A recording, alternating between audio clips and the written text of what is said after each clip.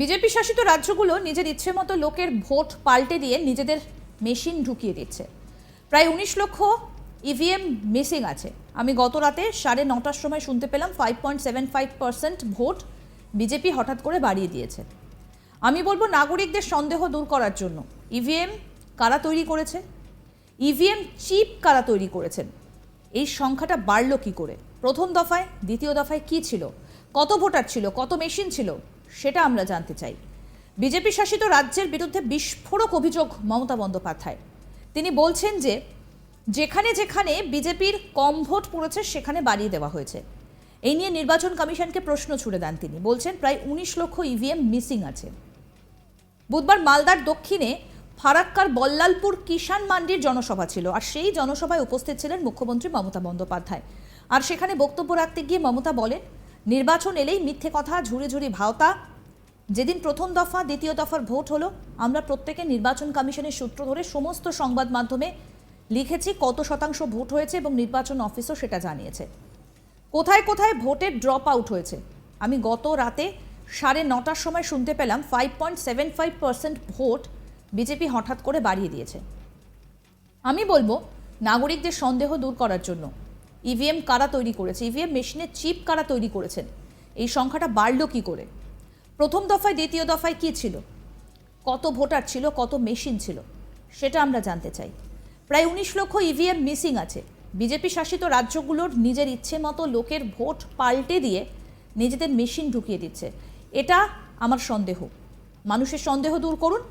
BJP commission নয়, নিরপেক্ষ commission হিসেবে দেখতে চায় ভারতের জনগণ। আসুন আপনাদের এবার শোনাই কি বলছেন মুখ্যমন্ত্রী মমতা বন্দ্যোপাধ্যায়। শুনুন। নির্বাচন আসলে মিথ্যে কথা, ঝুড়ি ঝুড়ি ভাওতা, নানা রকম করা হচ্ছে। আজকে আপনাদের এখানে মিটিংয়ে আমি বলে যাই, যেদিন ফার্স্ট ফেজের ইলেকশন হলো, সেকেন্ড ফেজের ইলেকশন হলো, আমরা প্রত্যেকেই ইলেকশন কমিশনের সূত্র ধরে সব সংবাদ মাধ্যমে লিখেছে কোথায় কত পার্সেন্টেজ ভোট হয়েছে, এবং ইলেকশন দপ্তরও সেটা জানিয়েছে, এবং কোথায় কোথায় ভোটের ড্রপ আউট হয়েছে।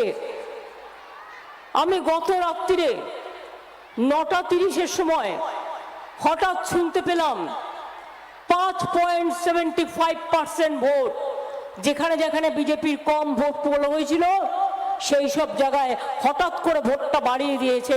ইলেকশন কমিশন একটা নোটিশ জারি করেছে। আমি বলবো নাগরিকদের সন্দেহ দূর করবার জন্য ইভিএম মেশিন কারা তৈরি করেছে, ইভিএম মেশিনের চিপ কারা তৈরি করেছে, এই সংখ্যাটা বাড়লো কি করে,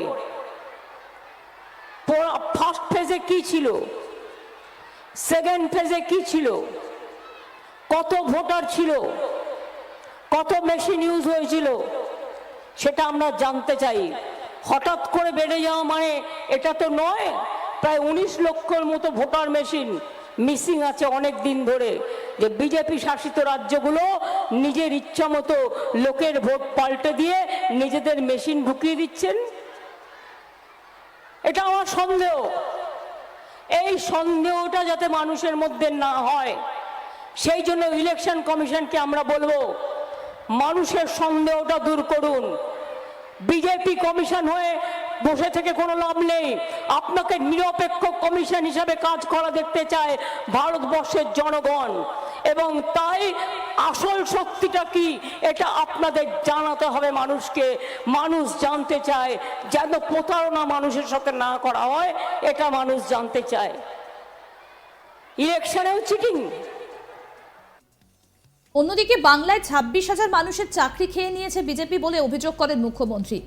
চাকরি দেবার ক্ষমতা নেই, চাকরি খেয়ে নিচ্ছে বলে জানান। তার বক্তব্য, ওরা চাকরি খেয়ে নিচ্ছে।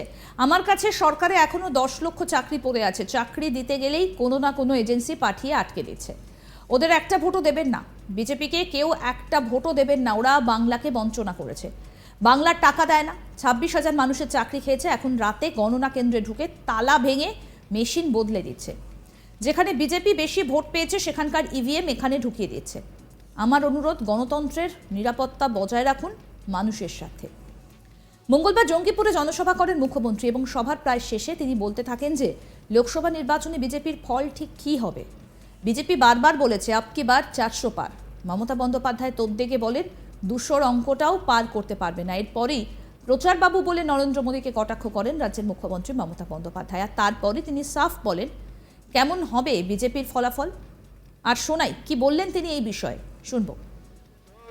মিথ্যে কথা বলে, ভাওতাবাজি করে, জুলুমবাজি করে, আর কিছু কিছু মিডিয়াকে দিয়ে লেখায় এই বলেছে ওই বলেছে, এত পাবে অত পাবে। পরে দেখবেন মিডিয়ারও ক্রন্দন যখন হবে বিজেপির বিসর্জন। তার কারণ তারাও সেদিন বুঝতে পারবে তারা সত্যটা করতে পারেনি, তারা অসত্যকে নিয়ে নামাবলি করেছে, অসত্যকে নিয়ে তারা ছলনা করেছে। এটা ঠিক নয়।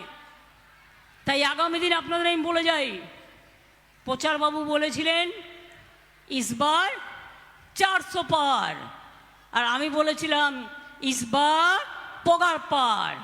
আমি বলেছিলাম ইসবার 200 भी होगा না নেই হোগা পার। যদি এগুলো ভালো হয়, সত্য হয়, খাওয়াবেন তো? কি মুর্শিদাবাদের মানুষ খাওয়াবেন তো? কি মালদার মানুষ খাওয়াবেন তো? পি বাংলার মানুষ খাওয়াবেন তো? শুনুন, অত স্বস্তিতে নেই। এত ঝড়ে জলে রৌদ্রে ডুবেও ঝলসাতে ঝলসাতে আমি 1 মাস ধরে বাড়ির বাইরে, আরও 1 মাস আমায় করতে হবে। আর বিজেপি বাবুরা কত সুখে আছে। আমাদের চিফ মিনিস্টাররা কিচ্ছু পায় না।